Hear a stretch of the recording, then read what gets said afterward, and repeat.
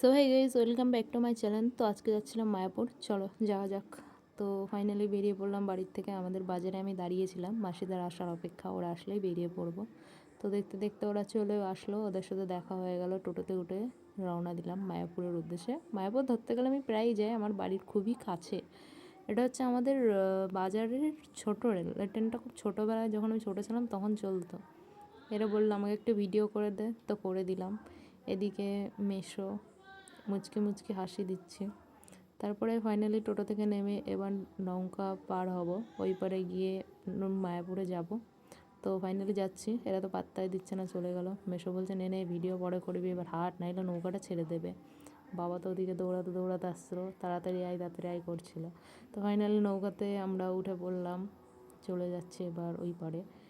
তো এরা তো হাসছে, তো নেমে পড়লাম নৌকা থেকে ফাইনালি। এবার যাচ্ছি মায়াপুরের উদ্দেশ্যে। আমরা হেঁটে হেঁটেই গেছিলাম, আমি যতবার আসি অবশ্য হেঁটেই যাই। যেতে যেতে যাই শ্রীরাম বজরং বালির সাথে আমাদের দেখা হয়ে গেলো, একটু ফোনে নিয়ে নিলাম। হেঁটে হেঁটে গেলে কি এই যে এই মঠগুলো একটু দেখা যায়। তো এরা তো খুব জোরে জোরে যাচ্ছে, আমাকে পাত্তাই দিচ্ছে না, দুজনের মডেলিং করতে করতেই দিন শেষ হয়ে যাচ্ছে। তারপরে দেখো আর একটা মঠ, এটাও খুবই সুন্দর। তো ফাইনালি এরা দুজন আমাকে পাত্তা দিচ্ছিল, এখন আবার তাও দিচ্ছে না। এখন আবার বললাম বলে একটু মেশোকে ডেকে আমাকে একটু হাই বলা করালো। মেশো অবশ্য খুবই লজ্জা পাই, তাও করলো শেষমেশ। এই মঠটাও দেখো অনেক সুন্দর। এখানেও এটাও, এই মঠগুলো সব নতুন হয়েছে, এগুলো ছিল না আগে। তো কে কতবার মায়াপুর এসছে আমাকে জানিও। আমার তো গোনার বাইরে, আমি কতবার এসেছি নিজেও জানি না, তার কারণে আমি অনেকবার আসি, আমার বাড়ির খুবই কাছে। তো দেখতে দেখতে মঠের খুব কাছেই চলে এসেছি আমরা হাঁটতে হাঁটতে। তো তোমাদের সাথে চলো আর একটু কাছে শেয়ার করা যাক। তো প্রথমেই মঠে প্রবেশ করলাম। তো এখানে একটা কীর্তন হচ্ছিলো, কীর্তন টাইপের, এটা এখানে দাঁড়িয়েছিলাম।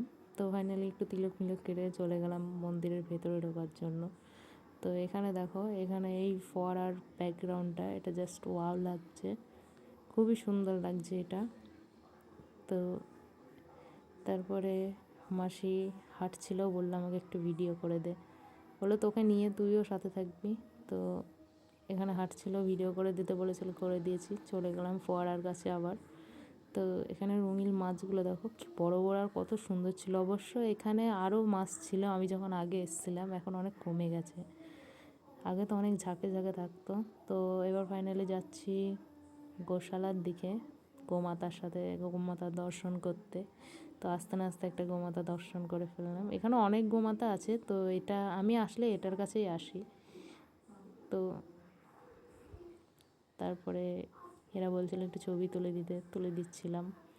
আমি মানে বেসিক্যালি ফটো তুলছিলাম না, এদের ভিডিও করে দিচ্ছিলাম, পরে ছবি তুলে দিয়েছিলাম। তো এখানে এ তো খুব রেগে আছে, একবার এদিক একবার ওদিক করছে। আর মনে মনে ভাবছে একবার যদি বেরোয় না তাদের ভিডিও করা বার করে দেবো। তো ফাইনালি ফোন জমা দিয়ে আমরা চলে গেছিলাম, আবার ফোন ফেরত নিয়ে নিলাম। ওরা ফোন সারছে। তারপরে মন্দিরের ভেতরে ফোন অ্যালাউ নেই, তো আমরা ওই জন্য ফোন জমা দিয়ে তারপরে গেছিলাম, ভেতরের কিছু দিতে পারিনি। অবশ্য আমি যখন একা আসি তখন ফোন নিয়েই ঢুকি, তবুও ভিডিও করি না, ছবিও তুলি না। এখানে দেখো সন্ধ্যাবেলায় রাত্রেবেলায় আরও ভালো লাগছিলো। তো এরা দুজনা হাঁটছে, বললো ভিডিও করে দে। ফাইনালি এবার বাড়ি আসার সময় হয়ে গেছে, আমি গাড়ি ধরে নিলাম। তোমাদের সাথে আর কিছু শেয়ার করতে পারিনি, মানে ওই টোটো মোটো ওঠার। এদিকে মা তো খুব রেগেছিলো, মাকে একটু নিয়ে যেতে পারিনি বলে। আসলাম, দিয়ে এখানে বসলাম, মায়ের জন্য খাবার এনেছিলাম। তো বন্ধুরা সাবস্ক্রাইব করে দিও, বাই বাই, ভালো থেকো।